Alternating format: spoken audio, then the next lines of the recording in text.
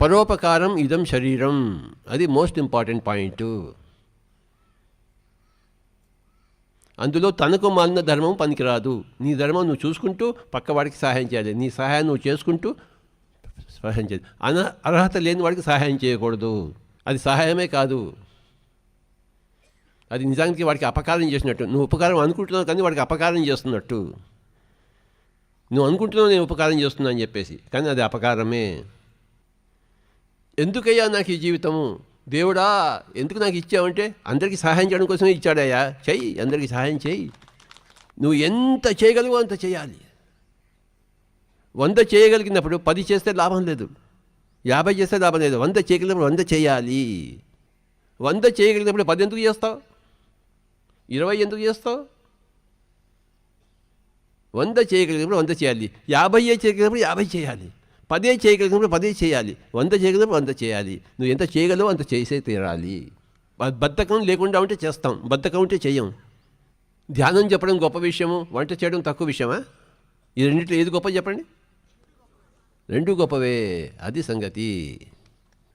ప్రతి సహాయము గొప్పదే. బట్టలు ఉతికేవాడు ఎంత గొప్ప సహాయం చేస్తున్నాడు. మున్సిపాలిటీ రోడ్లు ఊడ్చేవాళ్ళు పొద్దున్నే, నువ్వు పొద్దునైతే రోడ్డు క్లీన్గా ఉంటుంది, రాత్రి వాళ్ళు వచ్చి అంత రోడ్డు అంతా ఊడుస్తుంటారు. పొద్దున్న నువ్వు హాయిగా క్లీన్గా ఉంటుంది రోడ్డు. జీవితం యొక్క అర్థం, పరమార్థం సహాయం చేయడమే, ఎప్పుడు సహాయంలో ఉండడమే. నేను ఏ ఇంట్లో ఉన్నా కూడాను, ఏ రోజైనా కూడాను నేను వంట చేసే తిడతాను. ఎందుకంటే నా చేతిలో అందరికన్నా ఎక్కువ శక్తి ఉంది. ఈ శక్తి అందరికీ అంటే నేనే వంట చేయాలి, కనుక నేనే వంట చేస్తాను. ఎవరు వంట చేయాలంటే ఎవరి దగ్గర చేతిలో అత్యధిక శక్తి, ఎనర్జీ ఉందో వాళ్ళు వంట చేస్తే వాడు చేసే ఆ శక్తి వంటలో వెళ్తుంది. కనుక నేను ఎప్పుడు వంట చేస్తూనే ఉంటాను, ప్రతిరోజు చేస్తాను. నేను ఫ్లూట్ వాయించగలను కనుక వాయించే తీరాలి. నేను మనం చేయగలిగింది ఎప్పుడు చేస్తూనే ఉండాలి. దీనికి అంతం లేదు, ఆది లేదు.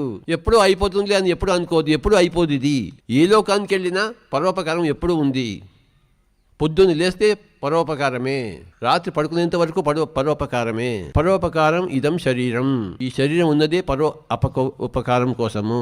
కృష్ణుడు రాజసూయ యాగం చేస్తున్నలో ఆయనకి ముఖ్యమైన పాత్ర ఇచ్చారు. మొత్తం పదవంతా ఆయనకి ఇచ్చారు రాజసూయ యాగం చేసినప్పుడు. ఆ మీటింగ్ అంతా అయిపోయింది. అందరూ కృష్ణుడు ఎక్కడున్నాడని చూస్తుంటే వంటింట్లో పోయి బాసాన్లు తోముతున్నాడు. అంటే ఆయన అక్కడ పని చేస్తున్నాడు. ఆయన చేయగలడు, ఆయన తోమగలడు, తోముతాడు. మాట్లాడగలిగినప్పుడు మాట్లాడతాడు, అన్ని పనులు చేస్తాడు ఆయన. ఏది తక్కువ పని కాదు, ఏది నీచమైన పని కాదు, నికృష్టమైన పని కాదు. అన్ని ఉత్కృష్టమైన సహాయాలే, అన్ని ఉత్కృష్టమైన పనులే. పరోపకారం ఇదం శరీరం, అది మహాసూత్రము, అది మహాజ్ఞానము. నా పక్కన ఒక కోడి ఉంది, ఆ కోడికి ఉపకారం చేయాలి. నాకు పక్కన కుక్క ఉంది, ఆ కుక్కకి నేను ఉపకారం చేయాలి, అది పరము. ఆ కోడికి నేను సహాయం చేయాలి, ఆ కుక్కకి నేను సహాయం చేయాలి, ఆ పందికి నేను సహాయం చేయాలి, ఆ పక్షికి నేను సహాయం చేయాలి. ఒక పంజరంలో పక్షి ఉంది, ఏం చేయాలి? నేను పంజరం చెప్పేసి పక్షిని ఎగరనివ్వాలి, అది నేను చేసే సహాయం. అపకారం ఏంటంటే ఎగిరే పక్షిని పట్టుకుని పంజరంలో పెట్టడమే అపకారము, పంజరంలో ఉన్న పక్షిని ఎగిరింపజేయడమే ఉపకారము. ఆ చేప నీటిలో ఉంది, దాన్ని బయటికి తీసి పరపర కోసి ఎంతటి అపకారం చెప్పండి.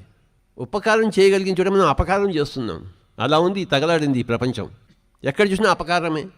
పక్షులు ఎగురుతుంటే పట్టుకుని పంజరంలో పెడుతున్నారు, చేప నీటిలో తిరుగుతుంటే దాన్ని పట్టుకుని బయటకు తీసి దాని ప్రాణాలు తీస్తున్నారు. ఎంతటి అపకారం! ఏమైనా అర్థం ఉందా? ఈ భూమండలంలో అపకారం ఎప్పుడు పోతుందో, ఎప్పుడు ఉపకారం వస్తుందో అంతవరకు మనం అంతా ఇక్కడ బతికి ఉండాలి, మనం కష్టపడాలి. మనం ఇది మన పని. వీఆర్ హియర్ టు ఎస్టింగ్విష్ అపకారము అండ్ ఎస్టాబ్లిష్ ఉపకారం. That is our work.